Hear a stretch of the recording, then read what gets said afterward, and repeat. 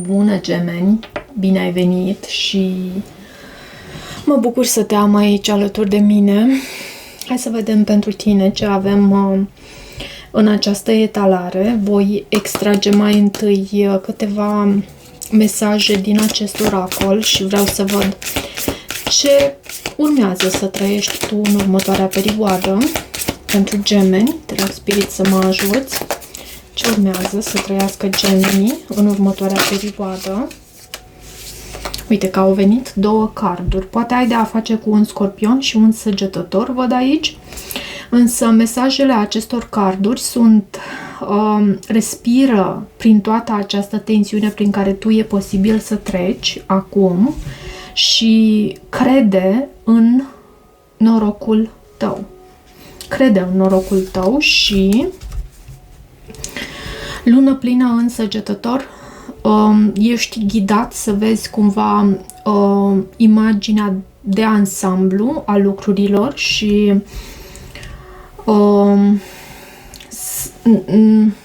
în engleză este termenul nitpick, să nu cauți nod în papură, cum spunem noi în limba română.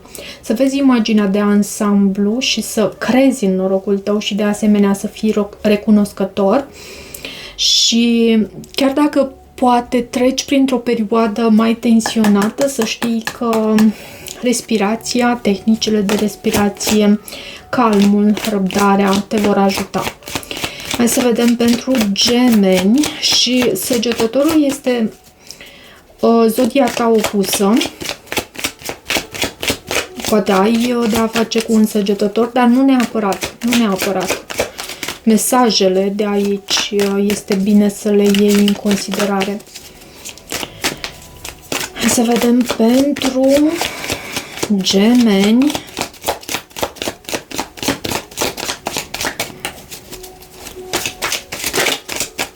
Ce mesaje avem pentru gemeni?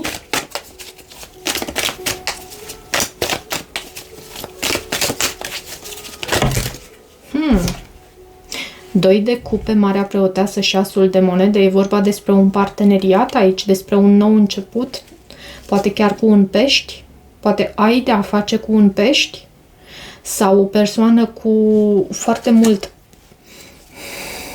da, pești pe harta natală, dar vezi tu,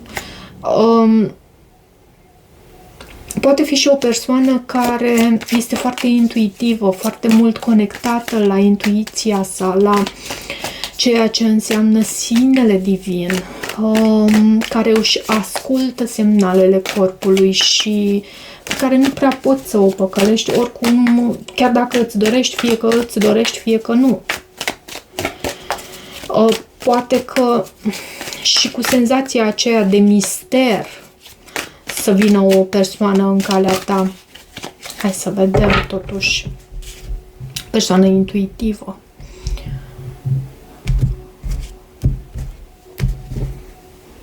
Doi de bâte, ai de făcut o anumită alegere aici. Doi de bâte, 6 de spade.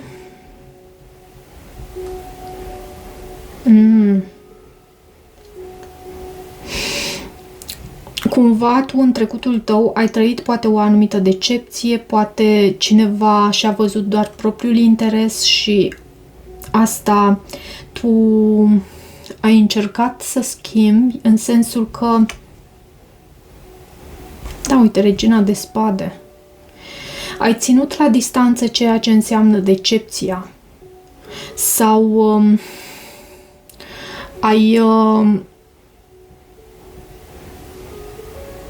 nu ai lăsat garda jos.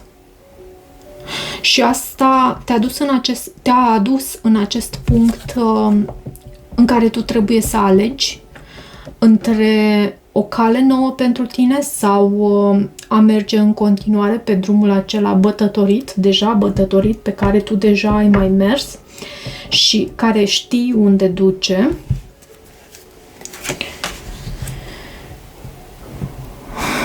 Cartea Scorpionului, turnul. Regele de spade. O încheiere cu această persoană. 6 de bâte.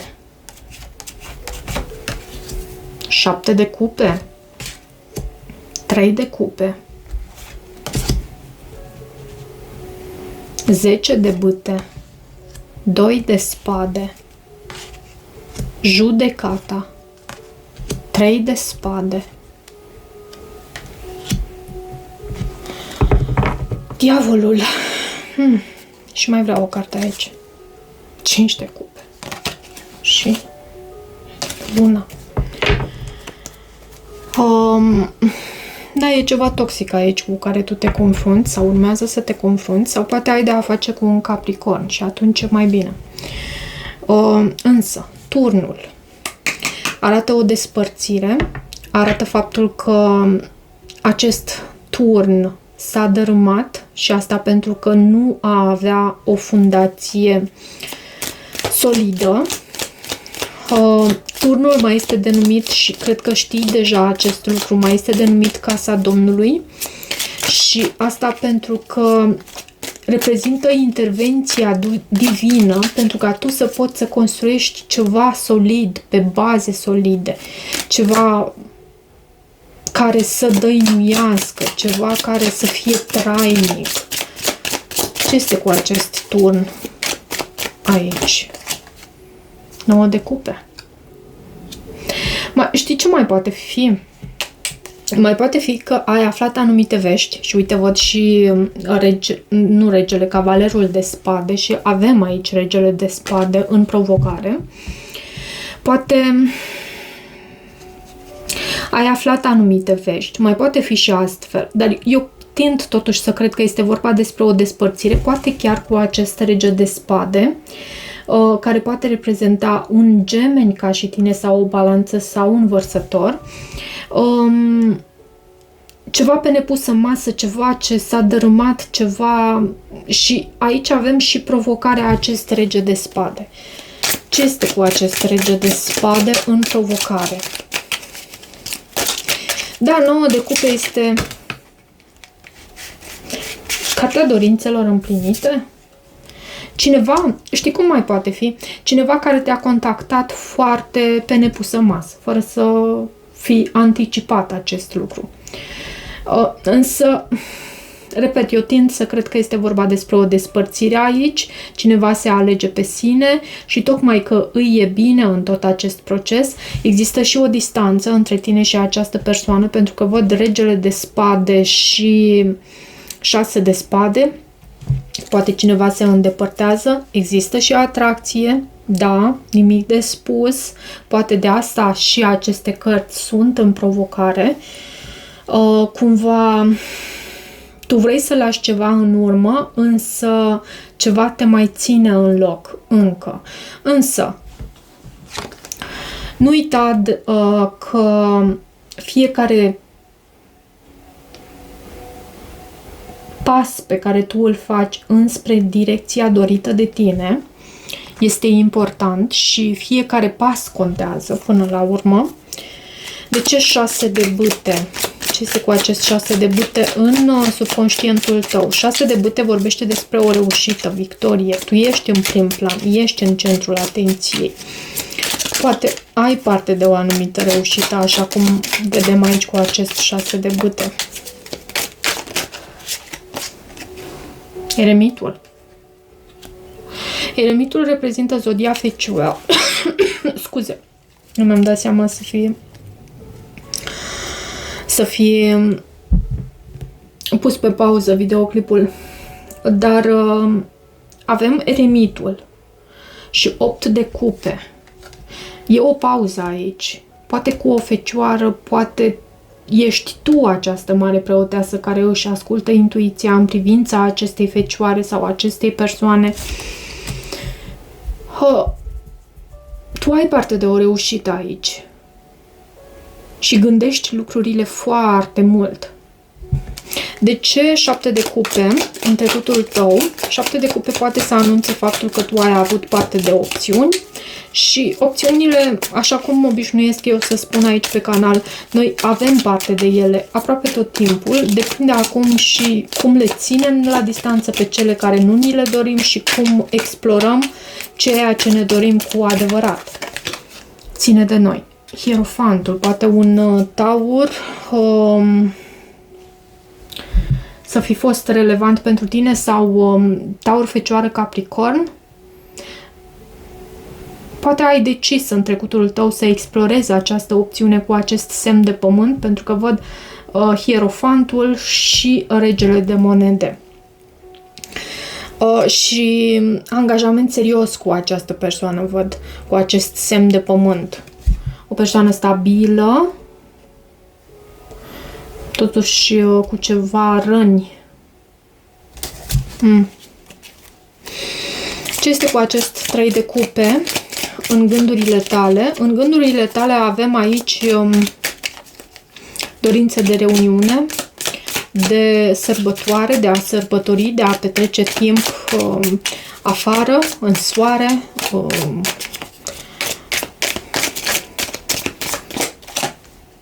Trei de bâte.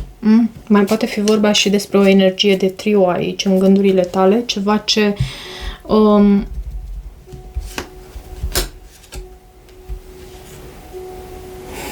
ce aduce și dezamăgire și față de care ești nevoită să rămâi puternică cumva. Mai dă-mi o carte aici. Ce avem în gândurile tale? E și o așteptare, să știi. 3 de cupe, 3 de bâte. Ce avem în gândurile tale? 9 de spade.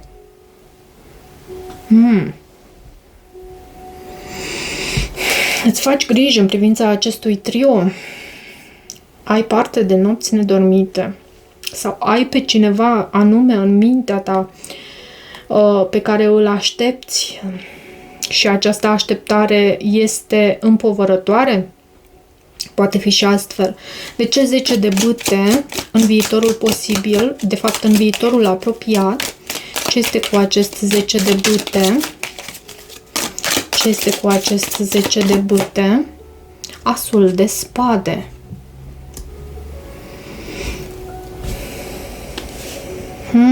Te vei simți ușor singură. Văd și acest 5 de monede. 9 de bâte este cartea războinicului rănit și cea care se apropie de finalitate, și avem și 10 de bâte, cea care cartea aceea care vorbește despre a lăsa poverile jos, despre a te despovăra, despre faptul că tu te afli la o încheiere de capitol. Și mai dă-mi o carte aici. Ce urmează să trăiești tu în viitorul apropiat? Ce urmează să trăiești tu în viitorul apropiat? 7 de cupe, din nou. Și asul de bâte.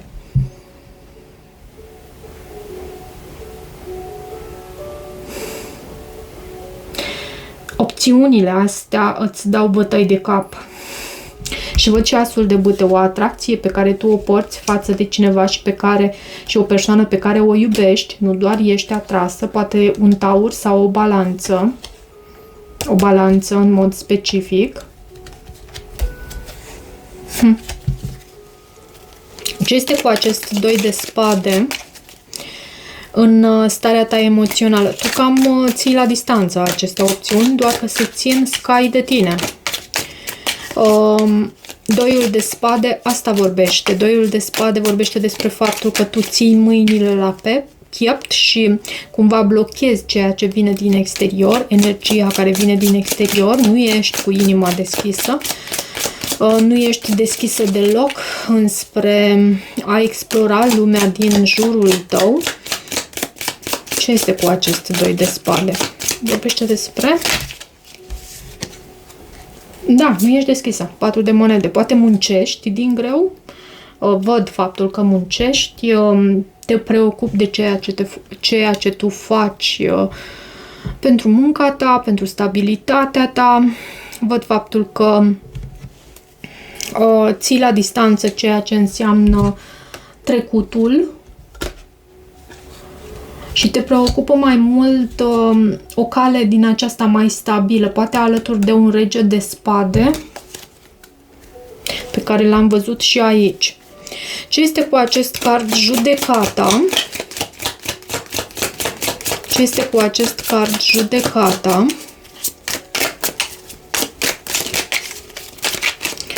În energia care vine din 5 de monede. Vezi, tu ai și anumite conștientizări și moartea, cartea moartea, este cartea Scorpionului. Luna, oricare din semnele de apă poate fi relevant aici.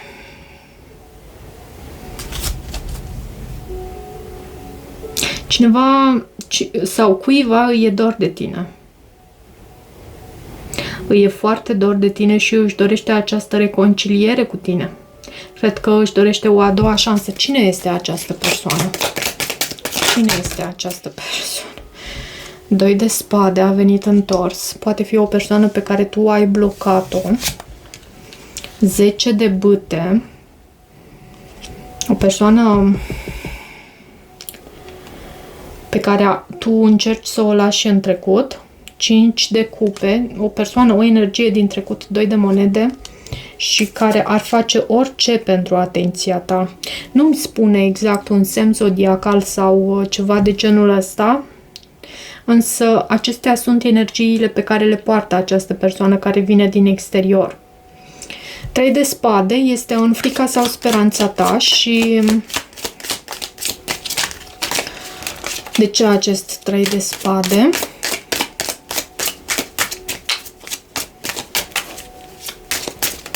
Ce este cu acest 3 de spade?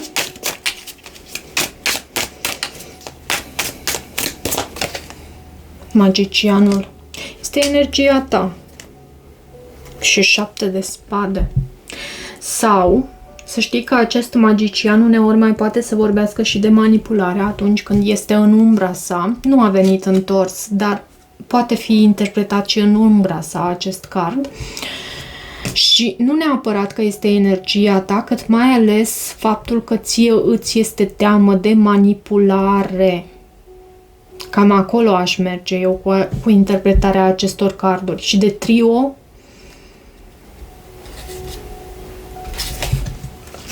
ce este cu acest card? Diavolul, forță, impusă.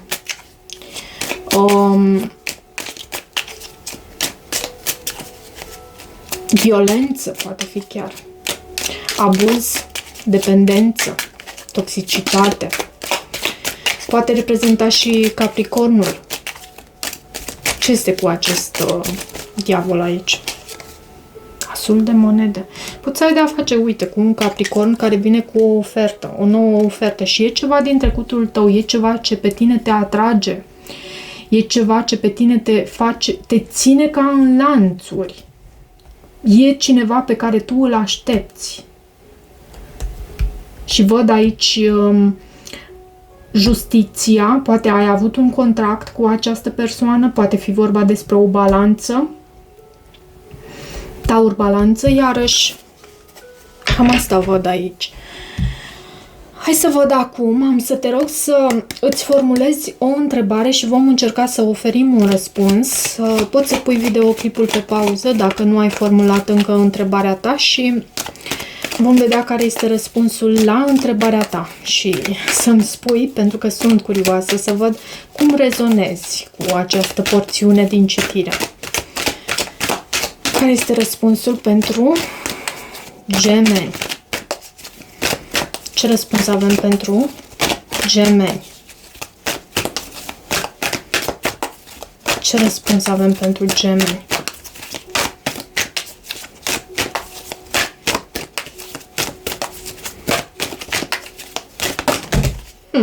Au venit. Mă gândeam să extrag eu, dar au venit ele.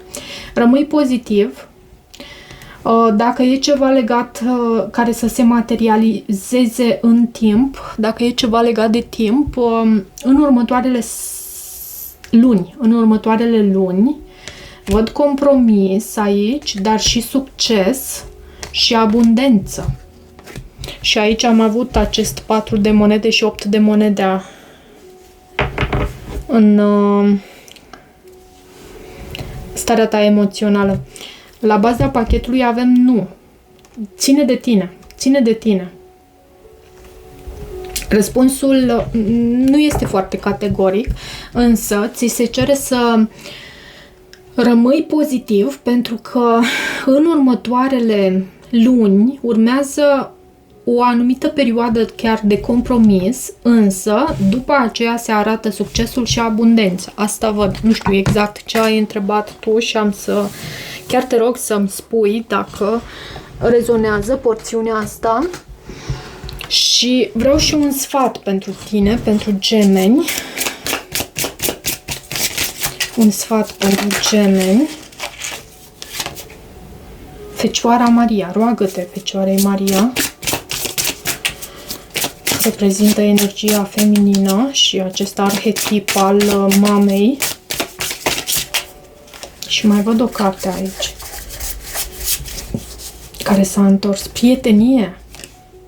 Poate este o anumită persoană în care ai încredere și care se roagă pentru tine sau tu te rogi pentru ea.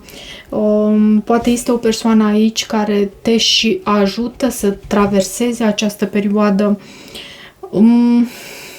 cu aceste energii de trio care pot semnifica alte persoane, alți iubiți, dar pot semnifica și persoane care intervin în parteneriatul tău principal. Și această toxicitate pe care am văzut-o aici la sfârșit, te rog să fii atentă și nu uita de faptul că ești iubită, ești iubit. Ok, și să vedem acum și un mesaj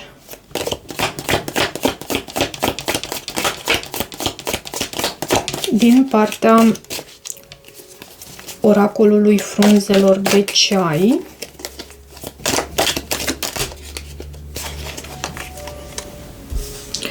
Avem cizma.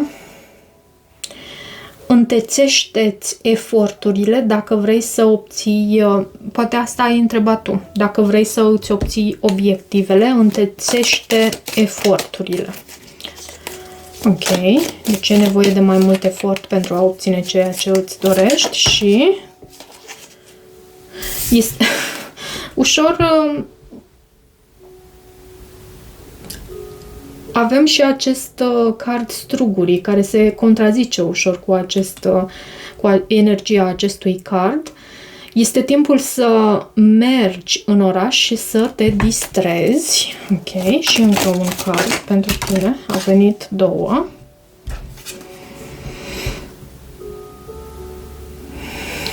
Punga. Ceva important poate să vină în următoarea perioadă pentru tine, cum ar fi un nou job sau o promovare.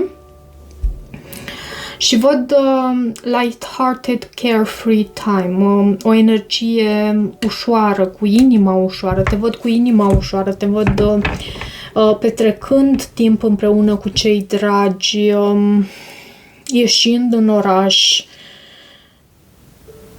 Și de asemenea cercetare pentru tine, pentru că avem și acest card la baza pachetului care te anunță că e bine să cauți informații care te vor ajuta în timp.